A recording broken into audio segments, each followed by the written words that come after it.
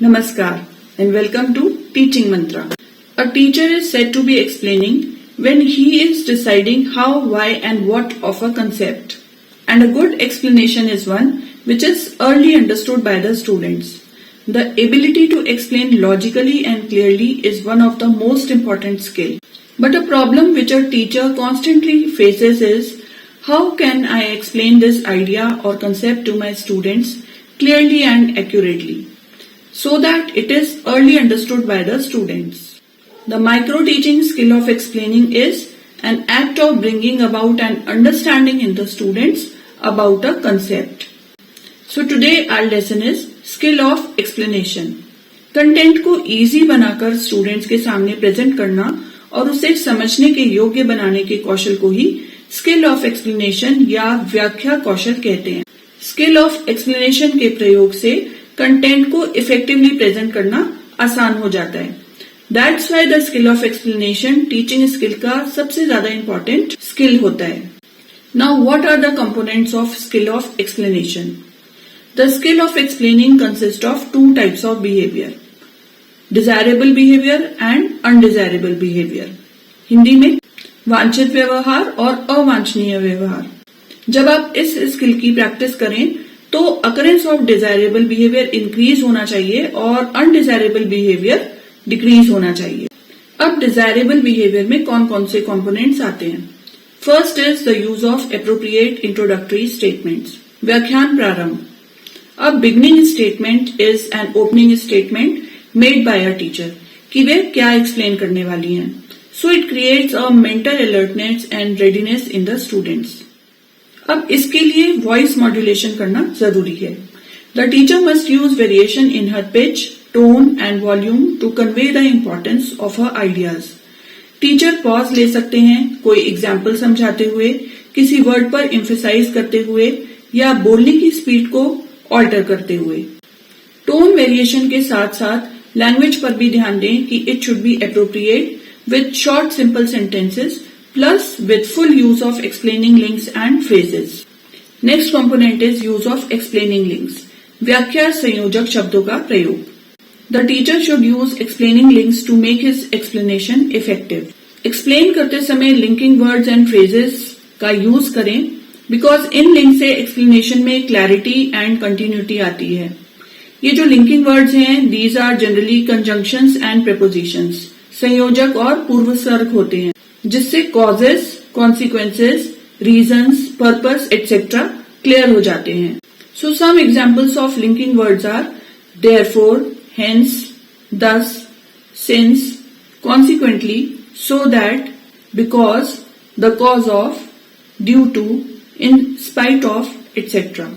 हिंदी में linking words इस प्रकार हैं: इसलिए, इस तरह, इस प्रकार, तब से, फलस्वरूप, ताकि, क्योंकि, इसके कारण, परिणाम स्वरूप आदि।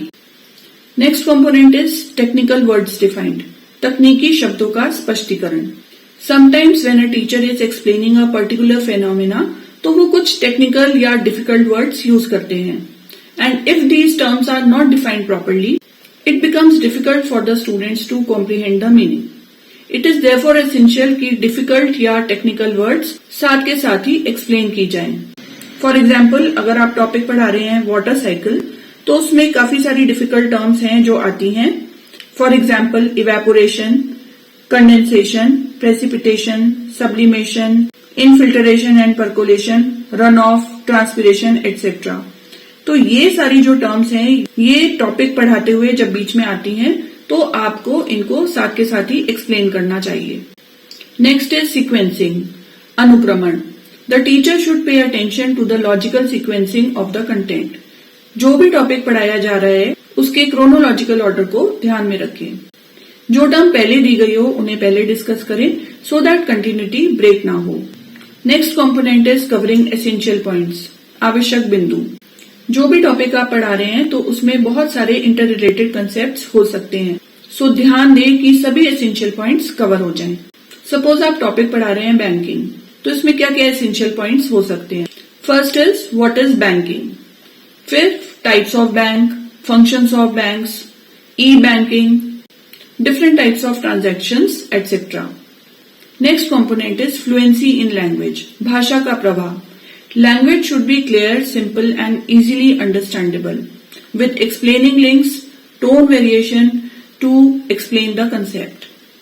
हिंदी या इंग्लिश जिस भी लैंग्वेज में आप पढ़ा रहे हैं तो it should be fluent with proper vocabulary and don't hesitate or stumble over the words or phrases.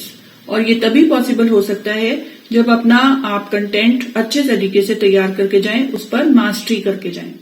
Next component is visual techniques. श्रव्य दृश्य सामग्री का प्रयोग.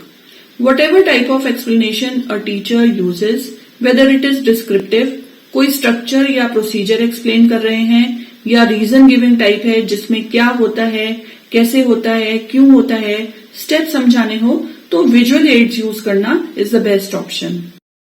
इससे टॉपिक स्टूडेंट्स को अच्छे से क्लियर हो जाता है and a rapport is established between the teacher and the student and they take more interest in learning. तो इसलिए ध्यान दें कि आप अपने टॉपिक के अकॉर्डिंग क्या विजुअल एड्स, क्या मटेरियल एड यूज कर सकते हैं, तो वो अच्छे से अच्छा आप तैयार करें. Next is use of concluding statements. सारांश कथन के साथ प्रभावी समापन. After the explanation the teacher must bring together the main points and come to a conclusion.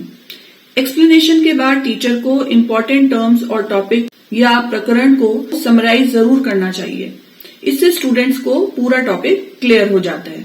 Next is testing students understanding. छात्रों का परीक्षण. After the explanation the teacher must ask the appropriate questions from the students. इससे पहले तो teacher students की understanding को समझ सकता है, साथ के साथ टीचर अपनी भी टीचिंग को टेस्ट कर सकते हैं कि उन्होंने जो भी ऑब्जेक्टिव लिया था क्या वो सक्सेसफुल हुए या किस लेवल तक सक्सेसफुल हुए. Next component is black board work. श्यामपट्ट कार्य. To make the learning of the students permanent. पढ़ाने के बाद आप जो भी इंपॉर्टेंट नोट्स हैं वो स्टूडेंट्स को देंगे, which is known as your black board work या श्यामपट्ट कार्य. सो ये जो सारे पॉइंट्स अभी हमने डिस्कस किए हैं, these are all desirable behaviour on the part of the teacher. और आपको ध्यान रखना है कि इन सब का लेवल आपको बढ़ाना है. इसके अलावा there are some points of undesirable behaviour जो आपको अवॉइड करने हैं, जैसे इररेलेवेंट स्टेटमेंट्स नहीं देने हैं जिससे कंसेप्ट समझने में स्टूडेंट्स को कंफ्यूजन हो या उनकी जो मेन टॉपिक से अटेंशन है वो डिस्ट्रैक्ट हो जाए. Next is lack of continuity.